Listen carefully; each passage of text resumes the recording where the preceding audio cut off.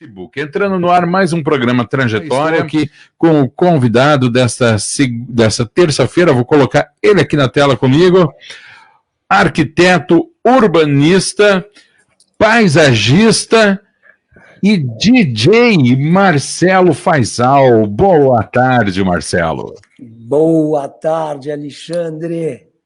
Que Cara, prazer. Que horas que tu dorme, Marcelo? Eu durmo pouco. Isso é uma realidade. É verdade, cara. E durmo profundamente, por volta de umas 4 horas. A minha inquietude é grande. É mesmo. Sempre foi assim, Marcelo. Vamos te conhecer um pouco melhor. Tu sempre foi um cara, assim, dinâmico, porque, cara, lendo o que tu faz, que eu fico pensando, pô, o dia desse cara aí tem que ter 48 horas, não é possível que seja só 24. É um ritmo acelerado sempre, cara. Eu sou hiperativo. Uhum. Coincidentemente, eu fui prematuro. Eu não nasci com 9 meses completos. Eu já estava com pressa para sair para o mundo, inconscientemente. E, logicamente, que isso acabou refletindo um pouco no meu dia a dia. Eu tenho uma relação muito delicada com o tempo. Um pouco de ansiedade, um pouco de desejo. Sei. São coisas que se misturam. Eu tenho desejo de realizar e tenho ansiedade por ver pronto. São duas coisas bem distintas, né? Tu não acha que isso faz parte de uma espécie de uma fonte da juventude também, Marcelo? Ou de uma imaturidade, talvez?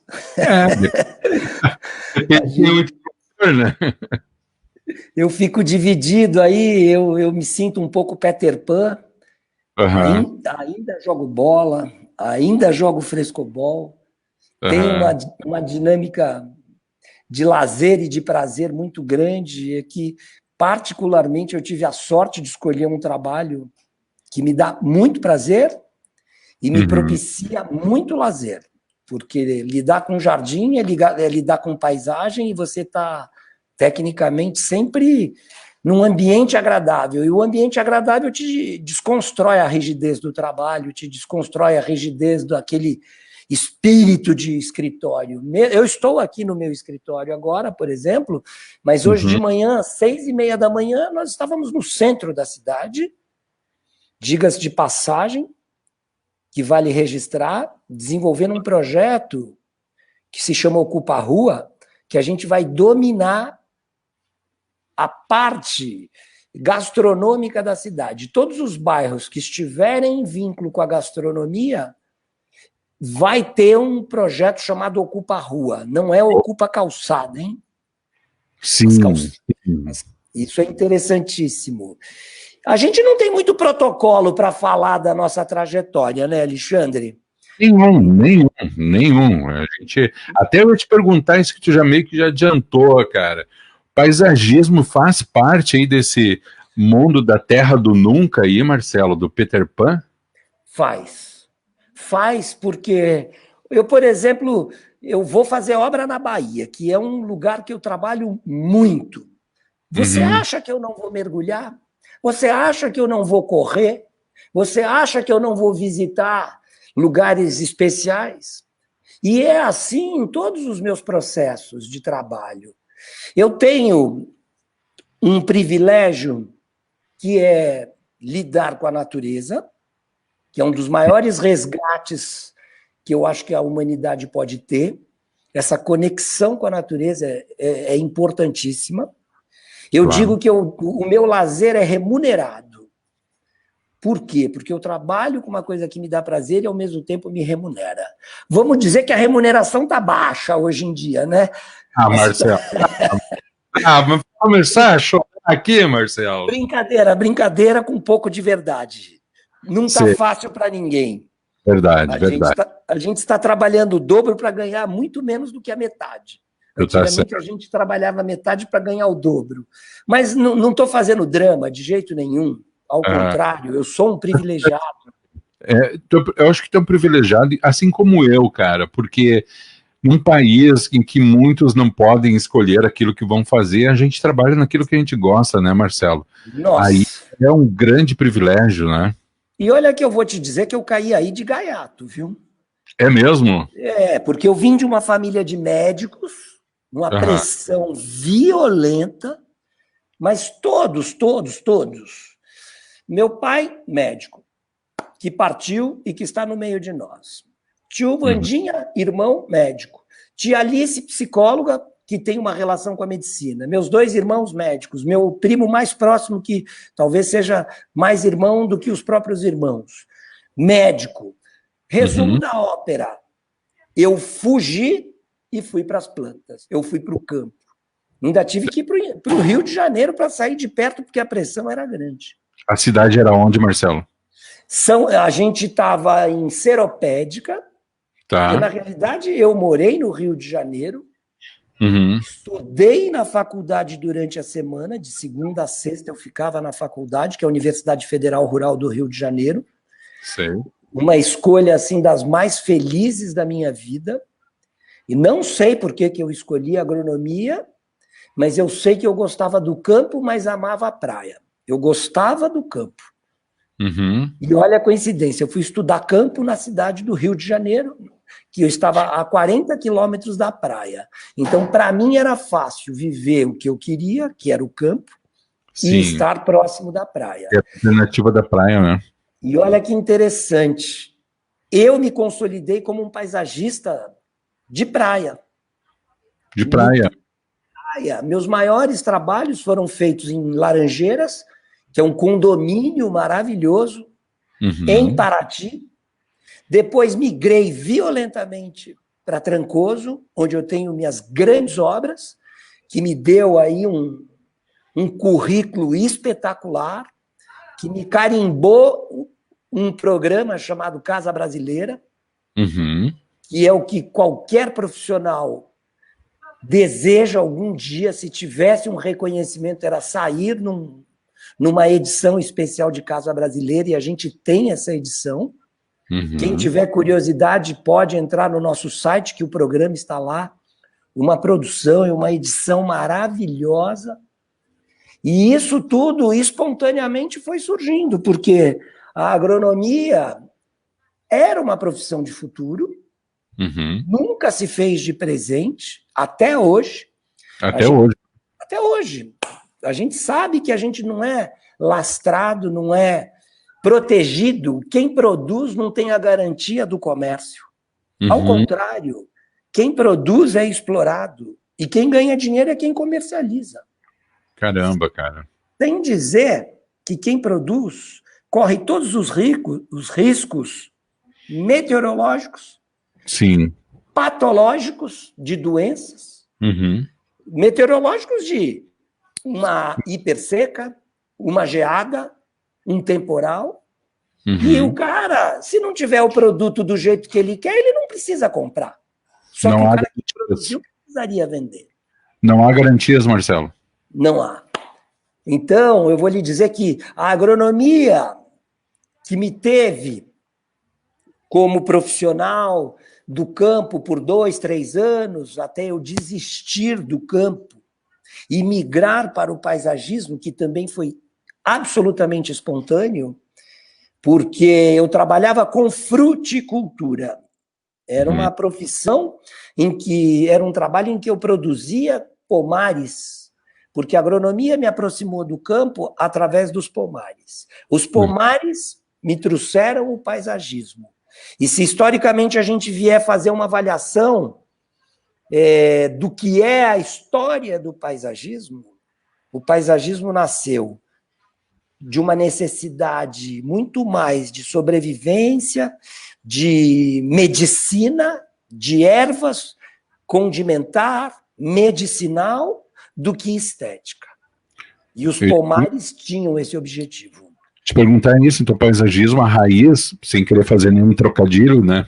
Mas a raiz do paisagismo está na medicina e não tanto na estética, Marcelo? Não, estética é coisa contemporânea. Lógico que começaram a evoluir lá na antiga história, mas no Antigo Egito, as margens do Nilo se produziam para subsistência, se produziam para cobertura, para palhas para cobertura, e assim foi evoluindo o paisagismo de uma forma bastante primitiva, de sobrevivência, até chegar nos jardins da Mesopotâmia, né? Que foram bem diferenciados, que foram bem enriquecidos, que foram bem valorizados, e no fim das contas, o paisagismo ganha status recentemente no Brasil.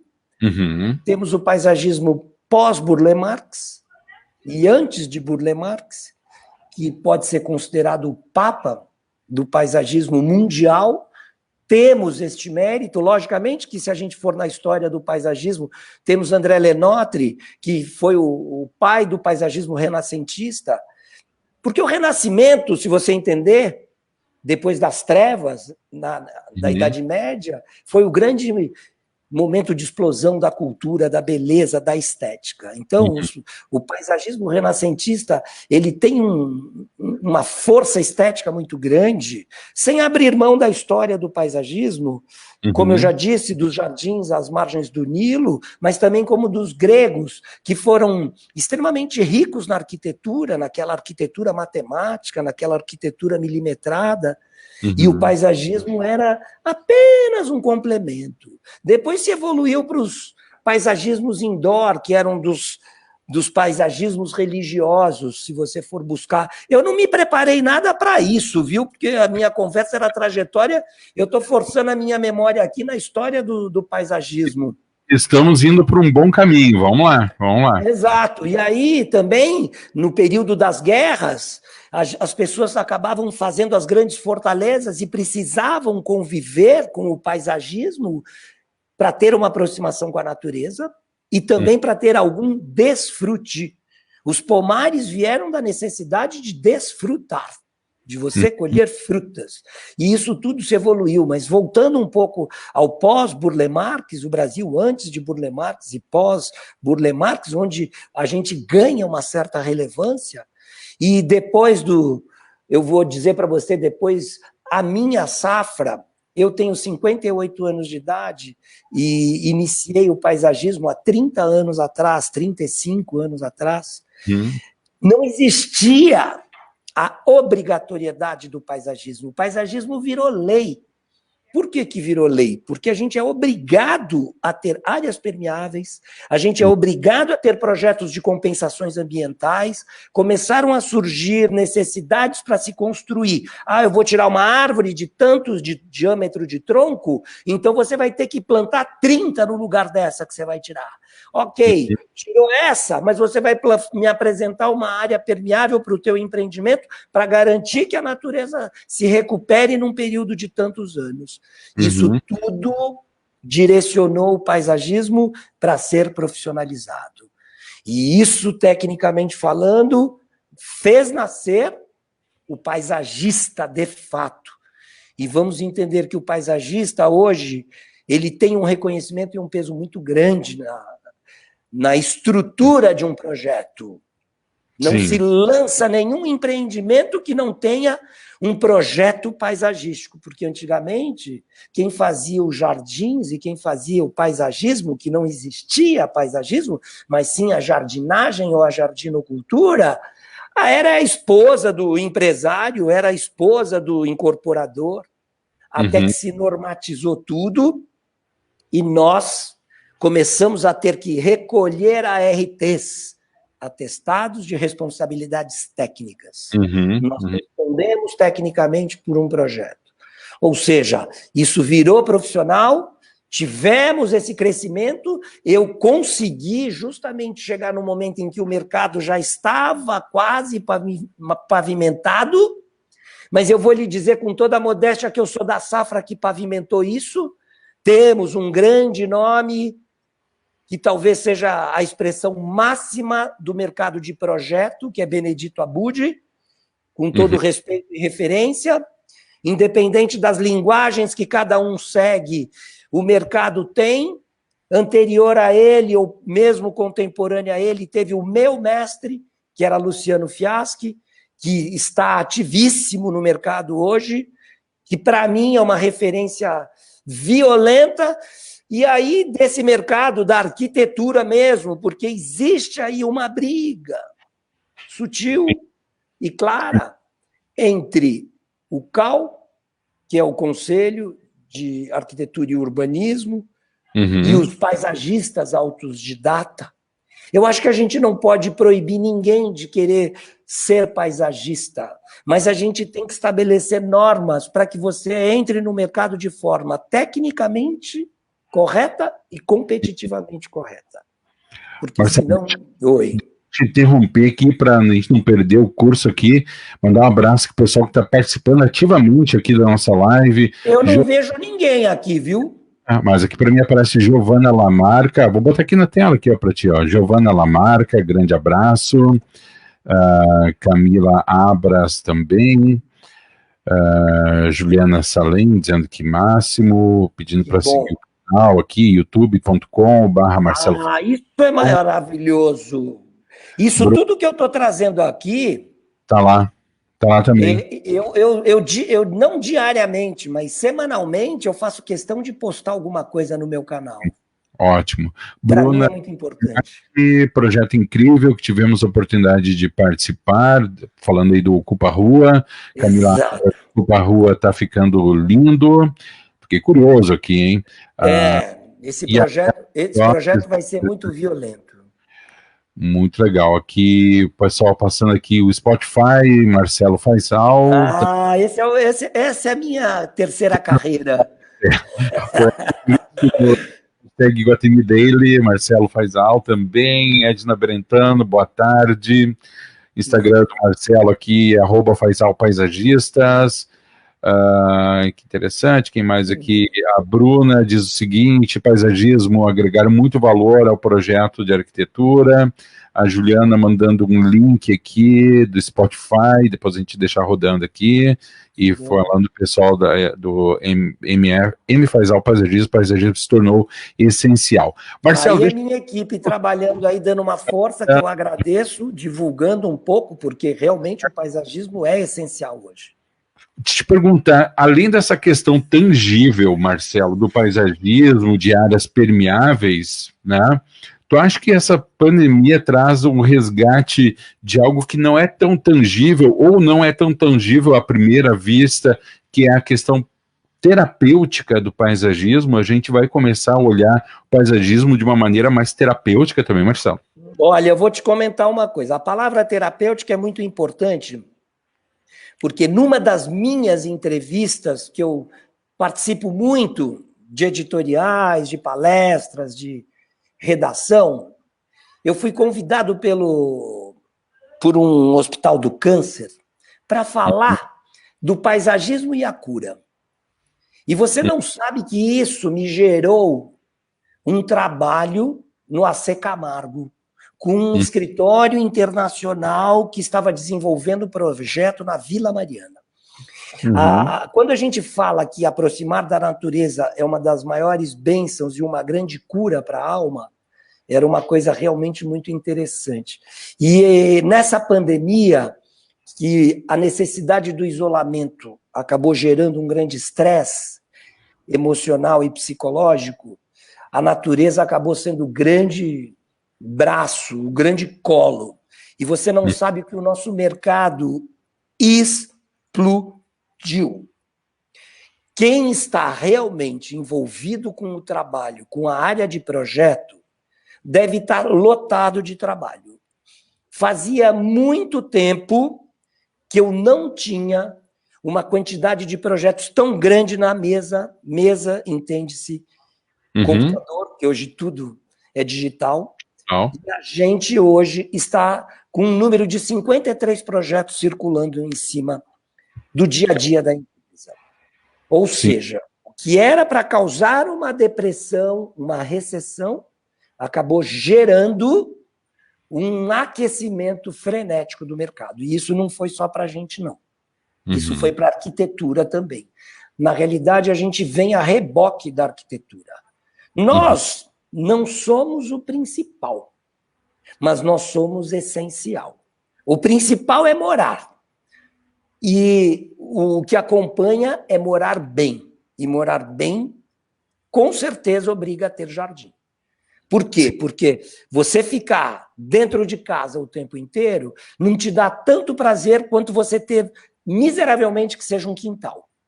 E a gente está tendo a oportunidade de fazer belíssimos quintais. Por quê? Porque o mercado residencial de luxo, no interior, na grande Campinas, na grande Sorocaba, na grande Itu, num raio de 200 quilômetros, se tornou objeto de desejo. O litoral já estava saturado. O litoral norte, principalmente, de São Paulo, eu estou falando aqui para a gente.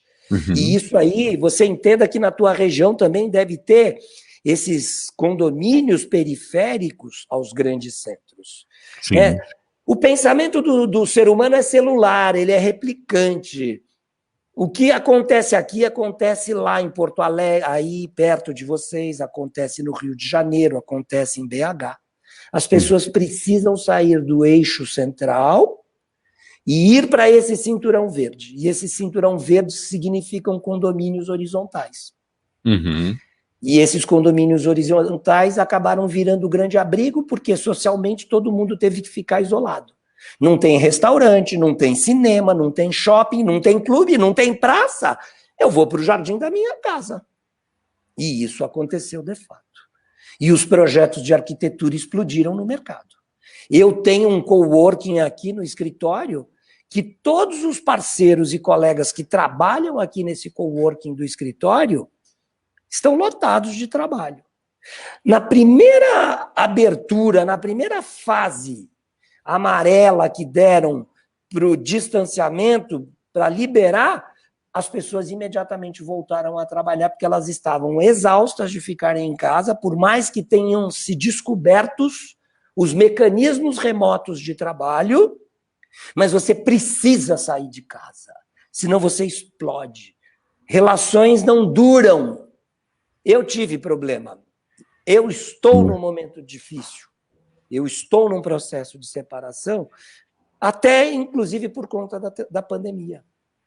Sim. Sendo bem honesto, entristecido, vejo isso com muita dor, mas, além de outras questões, a pandemia, ela adoeceu muito o ser humano, mesmo trazendo novas possibilidades. Esse projeto que a gente está fazendo, que é Ocupa a Rua, ele foi fruto de uma necessidade de recuperar receita dos restaurantes. Você imagina a cadeia de restaurantes de São Paulo, que é gigantesca, que teve que fechar, o número de desempregados, o número de pessoas que envolvem a capital da gastronomia no Brasil, com 40% de uso do espaço. A Lê Forbes, uma jornalista especializada em gastronomia, de um relacionamento gigantesco com o mundo dos restaurantes, com o mundo dos chefes, e vendo este império todo ruir. Ela começa a conversar com a prefeitura, começa a conversar com os chefes e descobre uma possibilidade de não bloquear calçadas, eliminar vagas de ruas, porque também é uma coisa legítima, tem que diminuir o número de carros nas ruas, porque se você não restringir, não vai se desenvolver um outro mecanismo. Por quê? É uma questão... lembro do xaxim, que é a mesma coisa. Não pode vender xaxim, mas não proíbem o uso. Como é que você vai querer esgotar se não há proibição? Como é que você vai querer diminuir o número de carros na rua se você oferece vaga nas ruas? E uma vaga na rua é sempre 3, 4, 2 minutos que para o trânsito para o cara manobrar, entrar e sair. Ou seja, por conta de um carro, você congestiona toda uma cidade. Então, a gente tem que criar problemas e dificuldades para gerar soluções. E a solução dos restaurantes foi gerada dessa forma. Não, vamos botar as mesas nas calçadas. Porque senão os restaurantes não vão sobreviver. E se os restaurantes não sobreviverem, não vai sobreviver muita família nesse cenário todo. Enfim, eu estou falando especificamente desse projeto, porque esse projeto me contaminou e ele vai dominar a cidade inteira. É uma procura gigantesca, nós estamos aí trabalhando em cima disso. E eu vou lhe dizer bem a verdade que eu me sinto muito privilegiado, já num processo aí de maturidade profissional, tá fazendo um trabalho desse que consolida e deixa um legado não só para a cidade, mas também para minha história pessoal. Legado é pessoal, viu? Depois que a gente for embora dessa terra aqui, ninguém nem vai nem lembrar. Você tá louco. Pelo contrário, era capaz de falarem mal da gente ainda.